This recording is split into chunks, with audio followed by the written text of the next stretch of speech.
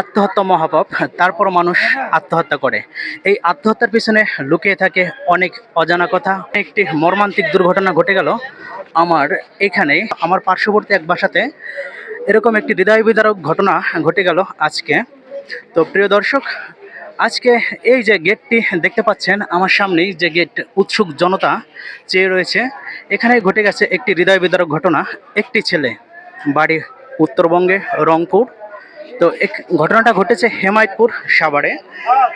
ছেলেটি যতটুকু জানতে পেরেছি, 3 মাস যাবৎ তার চাকরি নেই, চাকরিচ্যুত হয়ে বাসাতেই একাকিত্ব জীবনযাপন করত। তো হয়তো বা কোনো ডিপ্রেশনে বা কোনো কারণে সে নিজেই আত্মহত্যা করেছে। ইয়াং একটা ছেলে, তরতাজা যুবক, ঝরে গেল অচিরেই তার প্রাণটি। তো এই ডিপ্রেশন, একাকিত্ব, অসহায়ত্ব, এগুলোর কারণে কিন্তু প্রতিনিয়তই ঝরে যাচ্ছে তাজা প্রাণ। তো আমাদেরকে এই ডিপ্রেশন থেকে বেরিয়ে আসতে হবে। আত্মহত্যা মহাপাপ, তাই আত্মহত্যা করা থেকে বিরত থাকতে হবে। দেখতেই পারছেন ভিতরে পুলিশ প্রশাসন এসেছে, সেখানে উদ্ধার কার্যক্রম চলতেছে।